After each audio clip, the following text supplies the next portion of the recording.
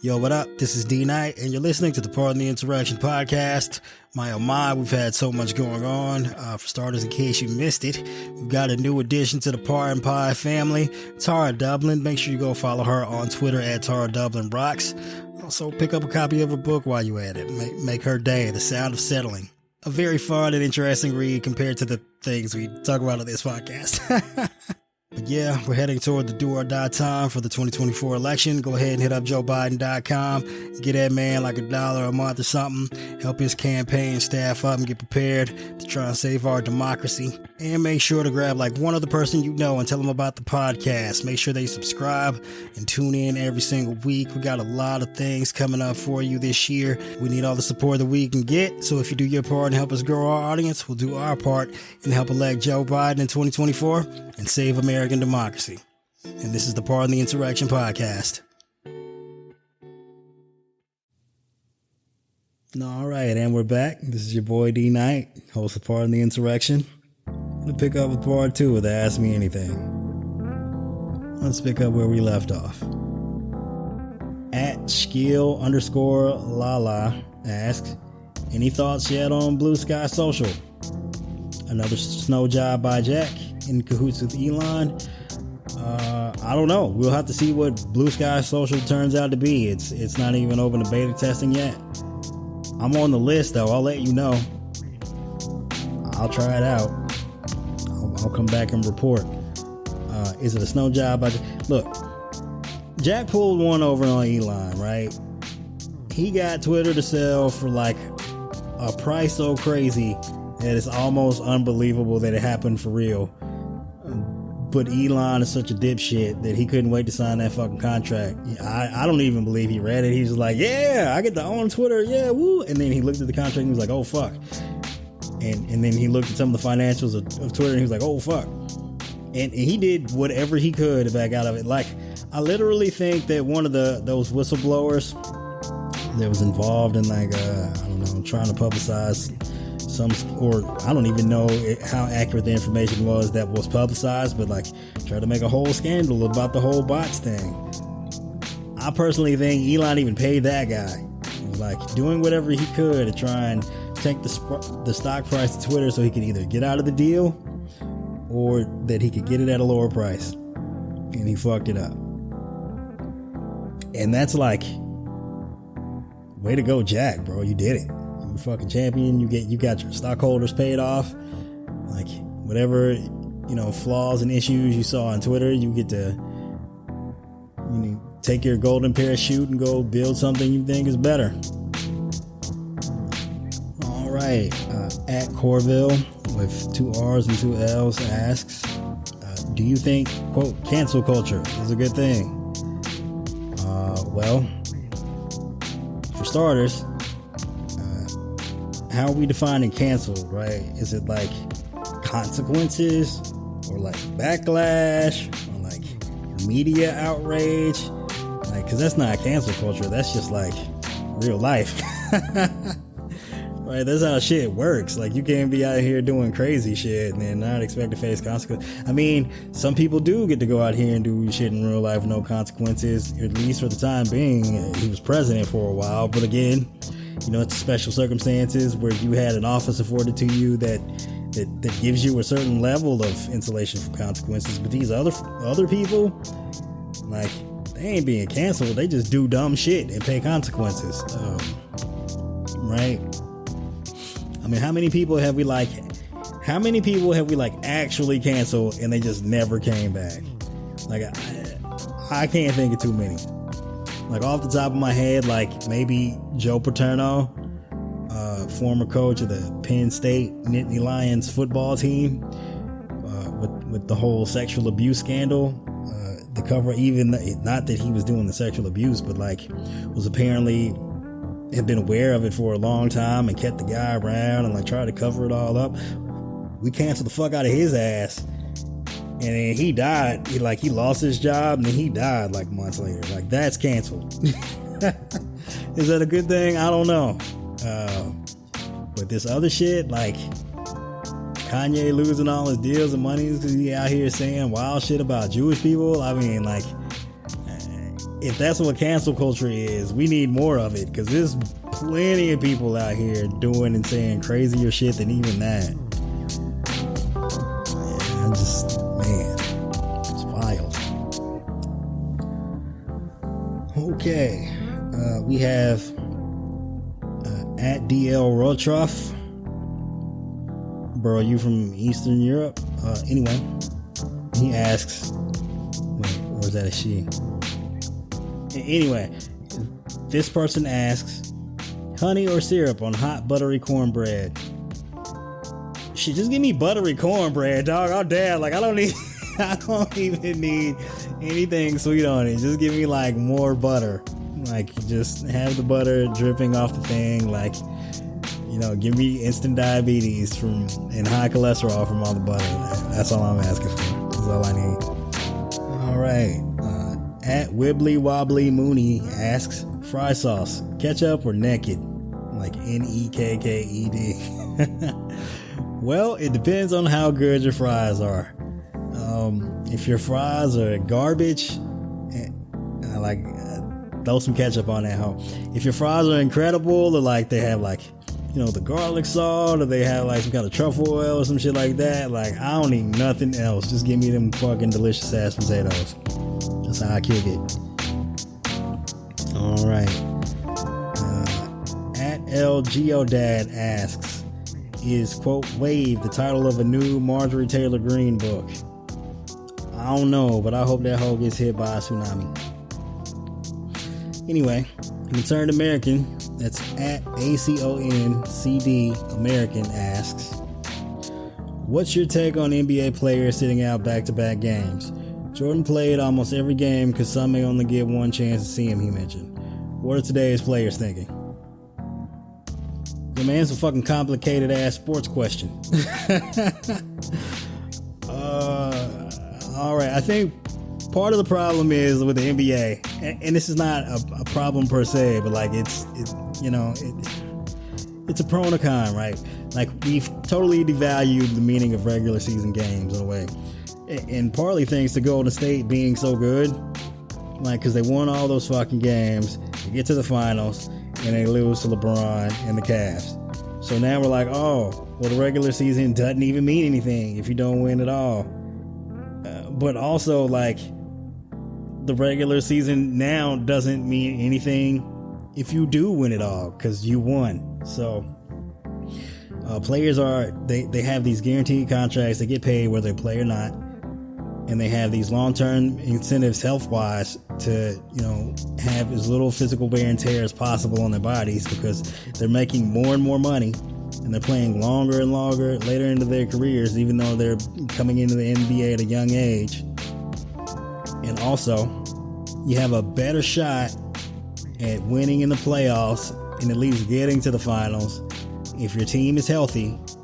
And one thing you can correlate, and I don't know how far back this tracks, but at least like a decade or so, it's like back-to-back games are just fucking ridiculously unhealthy for these players, man. The dudes got here getting injured and, you know, having season-ending injuries or having soft tissue injuries that keep them out for weeks or months, and then they linger through the season, and you're like, man, whatever these dudes got to do to get that ring, and that's our fault for like putting them in the position where like it's championship or bust. And there's, you know, in any given time, there's 8, 9, 10 guys in the league whose legacy is only affected not by regular season wins, but championship rings, right? And we do that to them. So, like, we put all this pressure on them, and then we're surprised when they do shit like, you know, miss 10, 12, 14 games for rest. I don't know what to do about that, but it just is what it is, man. It is what it is. Like, I get it. I can see the pros and cons of both. Like, bro, we out here paying this money to see you play. You ain't nothing without the fans. Like, come do your job. Now, look, this is not to say that people who are actually hurt shouldn't play. Like, if you're actually injured, sit your ass down somewhere. But like these other guys, I don't know. Like, I see Jordan's point, especially because, you know, we didn't have social media at the time in the 90s. Like, you only either got to see Jordan play on, like, you know, if you went to the games, or the rare televised, well, I mean, I guess it wasn't rare for the Bulls in the 90s, but we have so much more access to like video content now. It's not quite the same, but I still get the point. All right, we have at Susanna McCoy 19, who says, in my 30 years of sobriety, I have made 2 extremely close black male friends who I have attended meals/events and traveled together. I have sometimes felt the eyes of black people on me for being with a black man. Could that be true? I'm gonna just say shout out to you for kicking it with the black peoples. We need all the support we can get. Whether some of us are over in the corner looking at you judging, or just admiring, or the spectacle, or jealous, or whatever. Just like, keep kicking it with black people. Like, make it normal. Please. Especially after how crazy Twitter is lately. Anyway. At Micropush asks, is it offensive to refer to a Greek co-worker's mid-lockdown main as a fro? I'm gonna have to see it before I make any judgments, yay or nay. It might be a fro for real. Like, it is what it is. You know? I know some people made the decision during the lockdown. It was like, fuck it, just hair is doing whatever. Like, I grew my hair out. It is what it is. Alright, at James B. Daddy asks, are you watching the World Series? Well, I don't watch baseball for the most part. That's pretty much it. Alright, at V_low view asks, this may seem like a silly question, but I appreciate the forum, so I practically live in Black Lives Matter shirts and have lots of responses ready for haters. But I lack anything appropriate when a person of color says, I like your shirt. Is there anything better than thank you? Because that never feels right. You know, hold out your fist for a fist bump and say respect. Respect. Alright, at Gap_Martin9 asks, how did Jay-Z get away with stealing Sonny Chiba's whole lyrical? Yo, man. I don't know what to tell you other than dudes was jacking other dudes slow all the time back in the day, and you know, dudes still do that to this day. That's just some shit that happens.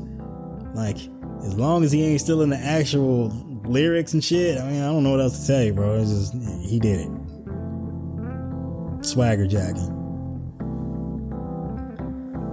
All right, at Binks Merrill, or however the fuck you pronounce that, at BINXMERLE asks, why don't Martha and Snoop have an edible line? But shit, you a fucking marketing genius. Like, they should give you a fucking $1 million just for coming up with this idea. Like, I would buy it. I don't even know like that. It's not even my kind of thing. But I would buy one. I'd be like, oh, go Snoop, go Martha. Especially since I don't have to smoke anything. Like, I do enough of that on the internet. For real. Alright. At Peggy Hill 2020 asks, how can I, a white woman, help? I'm educating myself about oppression and I acknowledge my privilege. I care but want to do my part. But mainly, I'm sad we aren't all further along by now. Well, Peggy, so the fuck am I. I am also sad that after hundreds of years, we are where we are and no further. It's fairly fucking disappointing. But you, one individual white person, there's very little that you can do to change the world on your own. I know it's fucking depressing to hear, but it's true. What you can do is maybe change 1 or 2 people's world. Like, maybe you can just be the difference in like a handful of people's lives, and that matters. It might not change the whole world, but it matters to those fucking people. But I mean, generally, like, fuck. You doing more than most people. Just educating yourself is like a step that, you know, a majority of the country will refuse to take. So kudos to you for trying that shit. I appreciate your effort. I wish more people like you. The world would be a better place if you were. Be the change you want to see in the world and all that fucking cheesy nonsense, but it's somewhat true. And I guess, I mean, like, if it really bothers you that, you know, the racism in society, if it really gets you, like, the only real solution is to love black people. Like, that's it. Like, now the specifics of that will vary from person to person, but like, that is the solution. If more people learn to love black people, the racism will go away. Not just like tolerate black people or accept black people or be like, well, I'm not the racist one, it's those other. No, you gotta be like proactive, because like there's so much hate out there that like just sitting the fence is not. And it's the same thing with like, you know, the anti-Semitism, although it's not literally the same. There are parallels to anti-Semitism and there are parallels to misogyny. It's not identical, but like the solution in the end is to be more proactive than the people who do the hating. God, that sounds like some shit on the back of a cereal box or something. I gotta do better than this. Alright, at House on the Water asks, how the hell do you put up with this white people? I'm starting to think the majority of us are... it's fucking exhausting. I don't know how we put up with this shit either, but we fucking find a way. Like, if we can do it, you can do it. I believe in you. Alright, at I_horned asks, what would/do you do when you walk into an establishment that is playing Fox News? Well, I generally look at the fucking TV and I look at the people in there and I make some judgments, and I'll probably be straight the fuck out there like Homer Simpson, who just walks out of the bushes and then is like, all right, and then he backs back into the bushes. That's probably what I generally do. All right, at KRay_ShitZoo20, that's a fucking complicated ass handle, asks, I look to see what you are posting every day. You were thought inspiring and funny. Thank you. Oh, do you like vegetable cake? Carrot cake. Yes, I love carrot cake. And thank you for saying warm and thoughtful words. I'm very appreciative. There's a lot of bullshit out there. It's nice to feel appreciated every once in a while.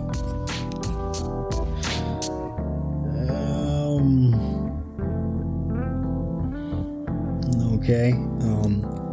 At GHowell69, nice, asks, so you think we are still in Jim Crow or are we in the new Jim Crow? Well, man, it's fucking complicated, but like, Jim Crow never ended, it just changed forms, right? There's always some level, like,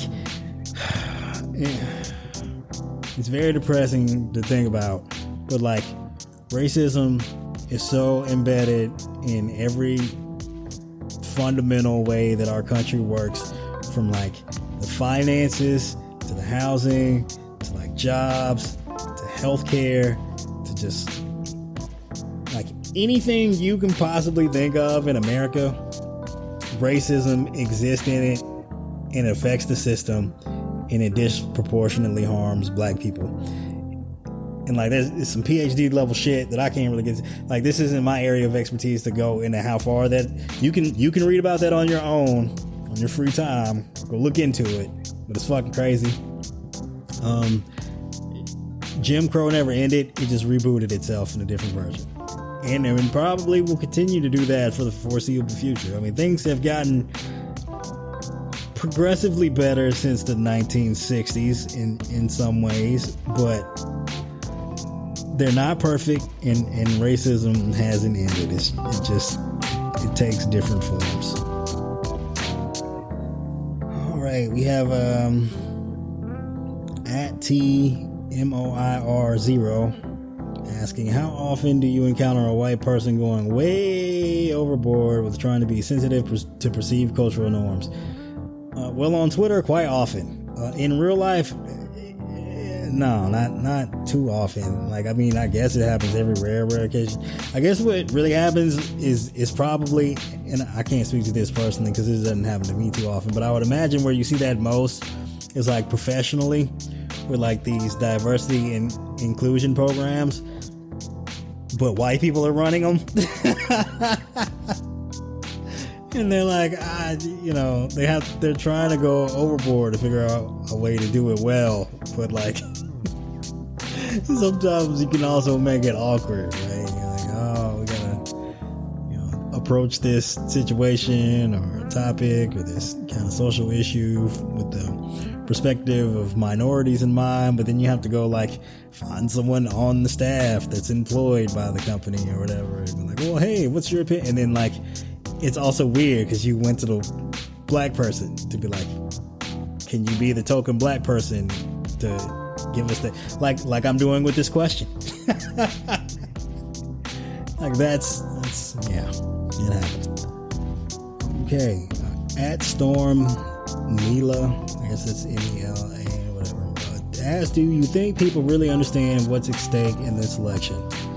And do you think democracy even has a chance in Texas, or they've likely rigged the voting machines again? I think I kind of went over a little bit of that earlier, but as someone who's thought about all this shit every day for hours on end, constantly for 6-7 years now, even I don't quite understand everything that's all at stake with this election.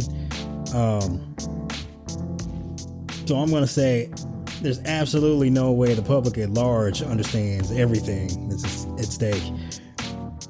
But I feel like enough people know, hey, like the potential possible bad outcomes if Republicans get back power. Like they're aware of that to some degree. Like at least women seem to have discovered that, like, hey, like if I can't even have access to healthcare, like what other fucking rights might these insane people take away? And like black people, I mean, we always known as a chance shit could go sideways. We don't ever trust this shit. And that might be part of the problem, is that we're so cynical that like in the long run enough white people can be relied upon to do the right thing and not tilt the country into disaster. That like we just like skeptical of this whole shit. I don't know, man. Like I hope people are waking up. I hope. Okay. At DeGurv, that's at DAGIRV, says, I see a black guy in my mainly white town. Do I smile / greet him? I'm afraid it may come off as condescending. How can I show support without being a creep? Say what's up. Or hey, how you doing? And keep it moving. You ain't gotta be weird, just same shit you do with other people who aren't black. It's not hard. Alright, at I am here in Michigan, shortened to Midge actually, says, how can we get more black people to come to our Unitarian church? We are all about social justice, but we look like a country club. Well, for one, you're probably not going to be able to get the black people to come to church if they don't want to go. But I would suggest food. Food will get us to come. If you feed us, we will come. We will come. At LA Brown AZ says, what are your thoughts on ranked choice voting? Well, it's a mixed bag.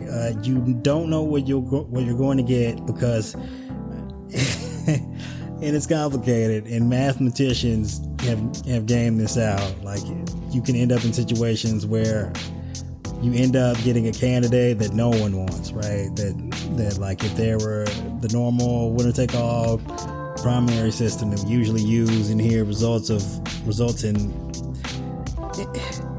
sometimes that creates its own weird incentives depending on how localized the race is, but like generally it works out as far as like presidential races are concerned, where both parties get a fairly well adjusted, reasonable, smart candidate that a majority of people want. Ranked choice though, that shit can easily fly out the way. You would have more Trumps. You'd have an opportunity for more of that, not less.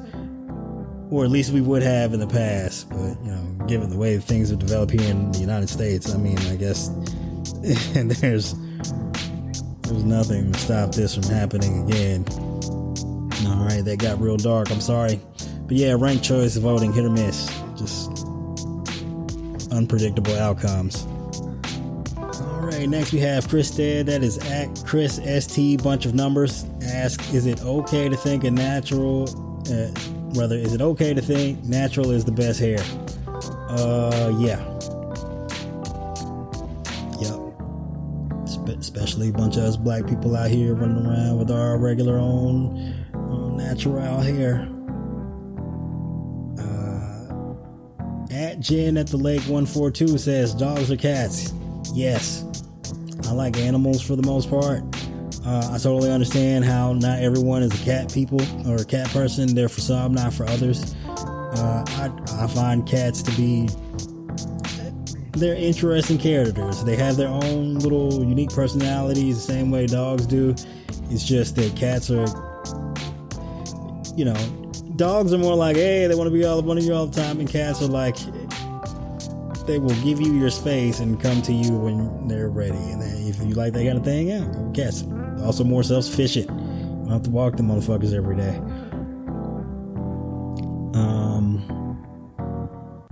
Let's see what else we got here. Okay, and I think this will be our last one. At Puke Up Rainbows, I love your handle. Ask, which would you choose to fight? A single horse-sized duck or 100 duck-sized horses? Well, I've been pecked by a duck before, and sometimes that shit is pretty fucking annoying.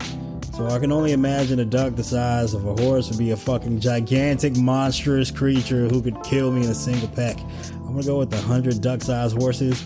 Yeah, I might get tired, but like, as long as I don't get behind them, I'm good. Like, and even if I do get behind them, what some little kicks gonna do? I'm gonna be like Michonne on The Walking Dead. I'm gonna grab a sword and like chop them bitches to pieces. Call it a day. I think that's the plan.